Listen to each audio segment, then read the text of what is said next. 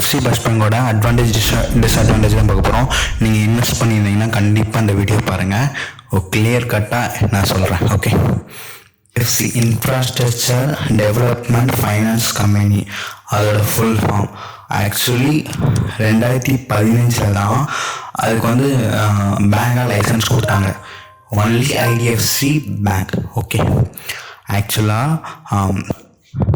ஐடிஎஃப்சியும் capital ஃபர்ஸ்ட்டும் merge ஆனது தான் இப்போ ஐடிஎஃப்சி ஃபர்ஸ்ட் பேங்க்னு சொல்லியிருக்காங்க. இது ஒரு சூப்பர் ஸ்டோரி, அதை நம்ம கிளியராக பார்க்கலாம். ஓகே, ஐடிஎஃப்சி பேங்கு ஃபஸ்ட்டு ஃபுல்லாக ஃபோக்கஸ் வந்து இன்ஃப்ராஸ்ட்ரக்சர் லோன் தான். ஏன்னா அதோட பேரே இன்ஃப்ராஸ்ட்ரக்சர் டெவலப்மெண்ட் ஃபைனான்சிங் கம்பெனி தான். ஸோ ஃபைனான்சிங் பேங்க் தான். ஸோ அதோட ஃபுல் ஃபோக்கஸும் இன்ஃப்ராஸ்ட்ரக்சரில் தான் லோன் கொடுப்பாங்க. ஆனால் இன்ஃப்ராஸ்ட்ரக்சர் லோன் வந்து ரொம்ப கொஞ்சம் risky compared to retail loan. ஏன்னா இன்ஃப்ராஸ்ட்ரக்சரில் வந்து நிறைய ப்ராப்ளம் இருக்குது. மெட்டீரியல் வரலனா, பேமெண்ட் பண்ணலனா, அந்த மாதிரி நிறைய ப்ராப்ளம் இருக்குது. ஆனால் ரீட்டெயிலில் கம்பேர் பண்ண போகிற கொஞ்சம் கம்மி. ஸோ அவங்களுக்கு கொஞ்சம் ரீட்டெயில் இது தேவைப்படுது. அதே மாதிரி கேபிட்டல் ஃபர்ஸ்ட் அதை லீட் பண்ணது வைத்தியநாதன் சார் தான். ஸோ அவர் தான் லீட் பண்ணார். அவரை ரீட்டெயில் கிங்னு கூட சொல்லுவாங்க. அவர் ஸ்டார்டிங் டைமில் ஐசிஐசிஐயில் ஒர்க் பண்ணிருந்தாப்புல அவர் தான் ரீட்டெயில் வந்து ஸ்க்ராட்ச்லேருந்து ஆரம்பித்தார். 1400 பேங்க் வரைக்கும் ரீட்டெயிலாக அவர் கொண்டு போனார். அவரை ரீட்டெயில் கிங்னு சொல்லுவாங்க. ஸோ கேபிட்டல் ஃபர்ஸ்ட் வந்து ரீட்டெயிலில் ஃபுல்லாக லோன் கொடுப்பாங்க. ஓகேவா, retail and small entrepreneur business அந்த மாதிரி அவங்களுக்குலாம் லோன் கொடுப்பாங்க. ஸோ அவங்களுக்கு ஒரு பேங்க் தேவைப்படுது. ஆனால் இந்தியாவில் பேங்க் ஆகிறதுக்கு ரொம்ப கஷ்டம். லைசன்ஸ் வாங்குறது, பேங்கிங் லைசன்ஸ் கிடைக்கிது. ஸோ ஆல்ரெடி இருக்கிற ஐடிஎஃப்சி பேங்கு அவங்களுக்கும் ரீட்டெயிலில் தேவைப்படுது. ஸோ 2 பேரும் மெர்ஜ் ஆனாங்க 2018. அப்போ எம்டி அண்ட் சிஓ லீட் பண்ணது வைத்தியநாதன் சார் தான். ஸோ வைத்தியநாதன் சாரோட ட்ராக் ரெக்கார்டும் சூப்பராக இருக்கனால ஸோ ஓகேன்ட்டாங்க. ஸோ இப்படி தான் போயிட்டு இருந்துச்சு. ஸோ 2018 2 பேரும் மெர்ஜ் ஆகிட்டாங்க. சூப்பர். ஐசிஐசி பேங்கில் வந்து வைத்தியநாதன் சாரோட ட்ராக் ரெக்கார்டு வந்து ரொம்ப சூப்பர். அவர் தான் பிக்கஸ்ட் ரீட்டைல் பேங்கிங்காக இருக்குனா தான் ஐசிஐசி பேங்கில் அவர் லீட் பண்ண போகிறதான். ஸோ அவர் ரெக்கார்டு சூப்பர். 2010 அவர் வந்து கேபிட்டல் ஃபர்ஸ்ட்டில் வந்து ஒரு 10% ஸ்டேக்கோட அக்யூர் பண்ணி அதை லீட் பண்ண ஆரம்பித்தாது கேபிட்டல் ஃபர்ஸ்ட்டை. ஓகே, 2018 ஐடிஎஃப்சி 2த்துக்கும் லீட் பண்ண ஆரம்பிச்சது எம்டிஎன்சிஓவும். ஸோ 2018 137 பிரான்ச் இருந்துச்சு. 2018 137 பிரான்ச் இருந்துச்சு. 1.5 பில்லியன் வேல்யூஷன் இருந்துச்சு. ஓகேவா, அதே மாதிரி அதோட மெர்ஜாக போகிறோம். அதோட லோன் புக்கில் வந்து அதிக லோன் வந்து 70% மேலே வந்து இன்ஃப்ராஸ்ட்ரக்சரில் இருந்துச்சு. ஆனால் இப்போ அப்படியே உல்டாவா 70% கிட்ட ரீட்டெயில் சம்மந்தப்பட்ட ரீட்டெயில் ஸ்மால் பிஸ்னஸ் அந்த மாதிரி தான் ஃபுல்லாக ஆக்கிட்டார். ஸோ இது இஸ் வெரி குட்.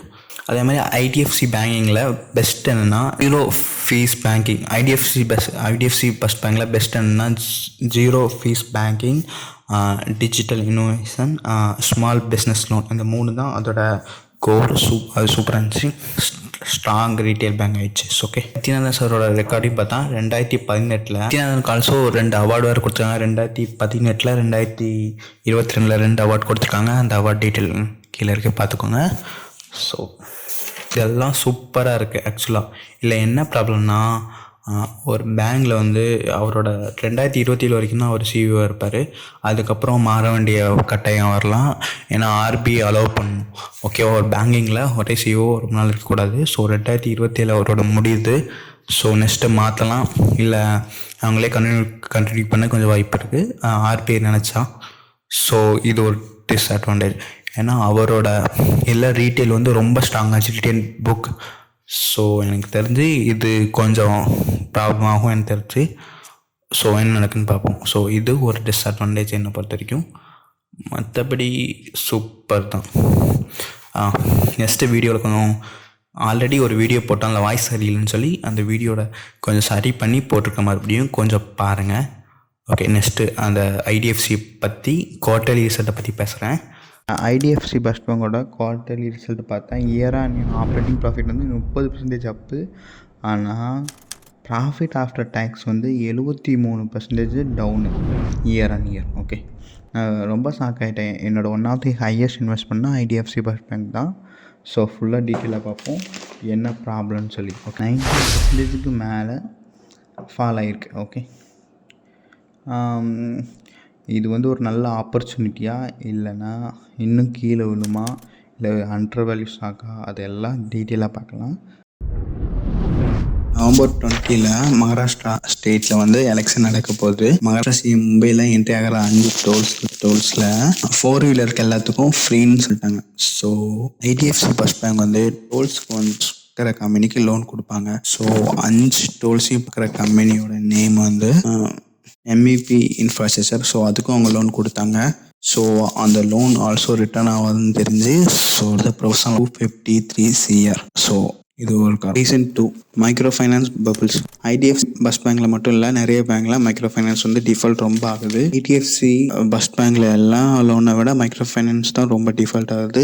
ஸோ என்பிஏனா non performance asset. One of the reason வந்து ஆர்பிஐ கைடன்ஸ் கூட தான். ஃபர்ஸ்ட் வந்து மைக்ரோ ஃபைனான்ஸ்ல லோன் எப்படி கொடுப்பாங்கன்னா, எவ்வளோ வட்டிக்கு வாங்கியிருக்காங்களோ அது ப்ளஸ் 12% ஃபிக்ஸ்ட் இன்ட்ரெஸ்ட்னு சேர்த்து கொடுப்பாங்க. எக்ஸாம்பிள் ஐடிஎஃப்சி ஃபர்ஸ்ட் பேங்க் வந்து 6% வந்து இன்னொரு கம்பெனிக்கிட்டேருந்து வட்டிக்கு வாங்கிட்டாங்கன்னா ப்ளஸ் 12% ஆட் பண்ணி 18% இன்ட்ரெஸ்ட் வந்து மைக்ரோ ஃபைனான்ஸில் கொடுப்பாங்க. பட் இப்போ 2022 ஆர்பிஐ கைடன்ஸ் வந்து ப்ளஸ் 20 அந்த கேப்பை ரிமூவ் பண்ணிட்டாங்க. ஸோ அதனால மைக்ரோ ஃபைனான்ஸில் எவ்வளோ இன்ட்ரெஸ்ட்னாலும் கொடுக்கலாம். ஏன்னா ஏன் இப்படி ரிமூவ் பண்ணாங்கன்னா, கம்மியாக இன்ட்ரெஸ்ட் கொடுத்து ரிமூவ் பண்ணாங்க காம்படிஷனில் பார்த்து. ஆனால் உள்டாவாக எல்லாரும் அதிகமாக இன்ட்ரெஸ்ட் பண்ண ஆரம்பிச்சிட்டாங்க. ஸோ அதனால நிறைய பேர் காசு கட்ட முடியாமல், இன்ட்ரெஸ்ட் அதிகமாக காசு கட்ட முடியாமல் டிஃபால்ட் ரேட்டும் கொஞ்சம் அதிகமாக 53 கோடி வந்து அந்த மகாராஷ்டிரா கவர்மெண்ட் டோல் சார்ஜ். அதுக்கு இன்னொன்று வந்து 315 கோடி மைக்ரோ ஃபைனான்ஸ். மொத்தமாக 1732 கோடி ப்ரொவிஷன்ஸ் மட்டுமே. டெபாசிட் வந்து க்ரோத் வந்து 32.4 இன்க்ரீஸ் ஆயிடுச்சு. Current account, saving account 37% increase ஆயிருக்கு. காசா ரேஷியோ கூட 48.9. மெயின்லி டெக்னாலஜி மொபைல் அப்ளிகேஷனில் 4.9 ரேட்டிங்கில் 1 crore டவுன்லோட்ஸ் ஆயிருக்கு. அதேமாதிரி number 1 bank application in Indian போட்டிருக்கு. ஸோ 4.9 ரேட்டிங்னா சம்மர் ரேட்டிங் தான். ஸோ ஆக்சுவலாக நான் யூஸ் பண்ண பட் ரிவ்யூலாம் சூப்பரில் யூஸ் பண்ணலான்னு பார்க்குறேன். ஸோ அதே மாதிரி வைத்தியநாதன் எம்டிஎன்சிஓ ரீசெண்டாக இன்டர்வியூ பார்த்தா அவர் ரொம்ப இன்ட்ரெஸ்டாக பேசினாரு. ஸோ அதில் வந்து புக்கு வந்து க்ளீனாக இருக்கும். அது மாதிரி ஆசிட் குவாலிட்டி வந்து இம்பார்ட்டன்ட். அது ரெண்டுத்தையும் ரொம்ப இதாக பார்க்குறது. ஸோ அவர் பேச போகிறோம். எனக்கு தெரிஞ்சு நல்ல இம்ப்ரூவ்மெண்ட் தெரிஞ்சு தோணுது. பார்ப்போம். ஓகே, ஆல் டைம் ஹை வந்து 92.4, லோ வந்து 59.2, ஃபேஸ் வேல்யூ வந்து 10. ப்ரொமோட்டர் ஷேர் ஹோல்டிங் பேட்டர்னை பார்க்கலாம். அடுத்து ஷேர் ஹோல்டிங் பேட்டர்னை பார்க்கும்போது பார்த்தா டக்குன்னு ப்ரொமோட்டர்ஸ் வந்து 0% ஆகிட்டாங்க. என்னென்னு பார்த்தா அது வந்து இப்போது கார்ப்பரேட் டைப் ஆகிடுச்சு. ஸோ ப்ரொமோட்டர்ஸ் யாருமே இல்லை. ஸோ ஃபுல்லாக சிஸ்டமேட்டிக் தான். ஸோ அதனால் பிரச்சனை இல்லை. இப்போ வந்து ஹெச்டிஎஃப்சி பேங்கை பற்றி பார்க்கலாம். 2 கம்பார்ட்மெண்ட் போகிறோம். புக் வேல்யூ 1.5 கிட்ட வருது. ஓகே,